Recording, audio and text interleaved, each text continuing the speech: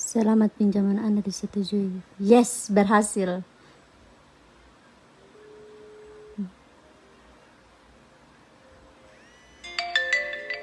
Siapa? Pinjol.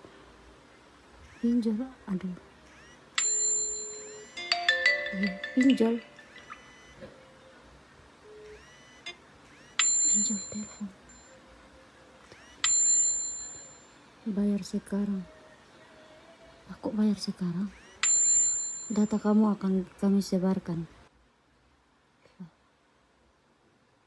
Bayar loh. Halo teman-teman semua, pernahkah teman-teman melihat pinjaman uang cair dalam waktu 5 menit tanpa jaminan? Kelihatannya mudah dan menguntungkan, tapi di balik kemudahan itu, ada ancaman besar jika kita terjebak dalam pinjaman online ilegal. Untuk itu, pada video kali ini kita akan membahas apa itu pinjaman online ilegal, bahayanya, ciri-cirinya, dan juga bagaimana cara kita menghadapinya. Sebelum kita masuk lebih dalam lagi, kita harus tahu apa itu pinjol. Nah, teman-teman, pinjol atau pinjaman online adalah layanan pinjam-meminjam uang yang dilakukan secara digital melalui aplikasi maupun website.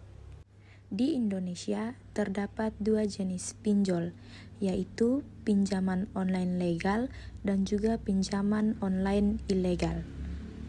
Nah, pinjaman online legal atau pinjol legal adalah pinjol yang memiliki izin dari OJK dan juga diawasi. Yang kedua, memiliki bunga yang jelas. Yang ketiga, penagihan mengikuti aturan. Dan yang terakhir, data pribadi nasabah dilindungi. Sedangkan pinjol ilegal yaitu pinjol yang tidak memiliki izin dari OJK, menawarkan pinjaman dengan sangat mudah, bunganya sangat tinggi, cara menagih kasar bahkan mengancam, dan juga menyalahgunakan data pribadi. Namun, mengapa banyak Gen Z yang terjebak dalam pinjol? Nah, beberapa penyebabnya antara lain, yang pertama, gaya hidup konsumtif, yang kedua, ingin membeli barang yang sedang tren, yang ketiga, kurangnya literasi keuangan, yang keempat, terdesak kebutuhan mendadak, dan yang terakhir, tergiur iklan, yaitu uang cair dalam 5 menit. Adapun bahaya pinjol ilegal, yaitu yang pertama, bunga sangat tinggi. Utang kecil bisa menjadi berkali-kali lipat. Misalnya, pinjam uang awalnya 1 juta. Dalam beberapa minggu bisa menjadi 2 juta, bahkan lebih karena bunga dan denda. Yang kedua, teror penagihan.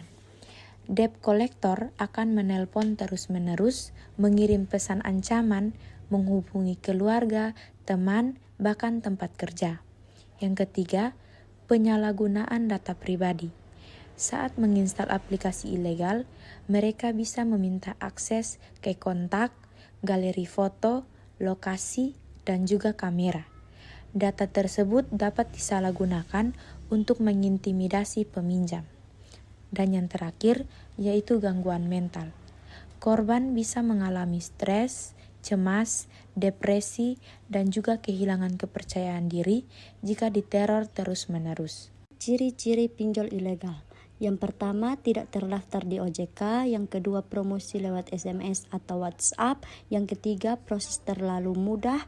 Yang keempat, meminta akses seluruh kotak HP. Yang kelima, bunga tidak jelas.